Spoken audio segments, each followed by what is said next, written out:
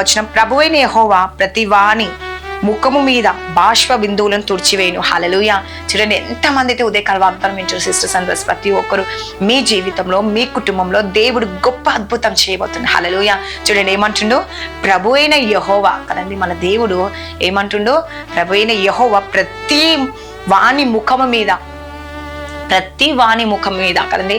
ఈరోజు నీ ముఖము అందముగా లేదా, నీ ముఖము వికారంతో ఉందా, నీ ముఖము ఎంతో వేదనతో నిండి ఉందేమో కదండి, కన్నీరు కారుస్తా ఉన్నవేమో కదండి, నీ కంటి నుంచి అనేక బాష్ప బిందువులు కదండి, కన్నీరుతో ఇట్లా కారుస్తూ దేవునికి మొరపెడుతున్నావేమో, బాధపడుతున్నావేమో. నా కుటుంబంలో ఇది జరుగుతుంది ఏసా, నా కుటుంబంలో ఈ బాధ అవుతుంది ఏసా, ఈ చింత ఉంది ఏసు ప్రభు, వేదన చెందుతున్నాను ఏసు ప్రభు, నువ్వు బాధపడుతున్నావా? అయితే దేవుడు ఈరోజు మీతో మాట్లాడుతూ ఉండండి. ఉదయకాల సమయంలో ఎంతమంది అయితే వాగ్దానం వింటా ఉన్నారు సిస్టర్స్ అండ్ బ్రదర్స్, ప్రతి ఒక్కరి జీవితంలో గొప్ప అద్భుతాన్ని దేవుడు చేయబోతుండు. హల్లెలూయా.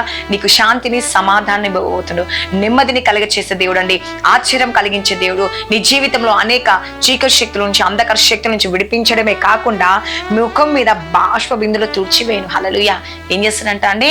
బిందువులు కదండి, నీ కన్నీరుని తుడిచివేస్తాడంట, నీ కుటుంబంలో శాంతిని, సమాధానం ఇస్తాడంట, నెమ్మదిని ఇస్తాడంట, సంతోషాన్ని ఇస్తాడంట. అయితే ఈరోజు దేవుడితో మాట్లాడుతాను సిస్టర్స్ అండ్ బ్రదర్స్. ఎంతమంది అయితే ఈ ఉదయకాల వాగ్దానం వింటున్నారో, మీ జీవితంలో మీ కుటుంబంలో దేవుడు అనేక మేలులతో, అనేక ఆశ్చర్యాలతో నింపబోతుండండి. నీ కుటుంబంలో శాంతి, సమాధానం ఇవ్వబోతుండు. ఈరోజు నువ్వు దేని కొరకు చింతిస్తున్నావు, దేని కొరకు బాధపడుతున్నావు, దేని విషయంలో కృంగిపోతున్నావో, అయితే దేవుడి ప్రతి సమస్య నుంచి విడిపించడమే కాకుండా నీ జీవితంలో అనేక మేలులు జరిగించబోతుంది. వాగ్దానం దేవుడు దీవించి ఆశించడం కాక ఆమెన్.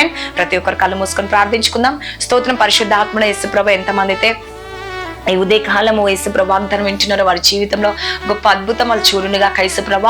నైనా ఈ రోజు వాగ్దానం వారి జీవితంలో నెరవేర్చబడునుగాక. ఇంతమంది బర్త్డేస్, మ్యారేజ్ డే జరుపుకుంటున్నాం, ఈ సంవత్సరం అంతా వారిని దీవించండి, ఆశీర్వించండి, పోషించండి.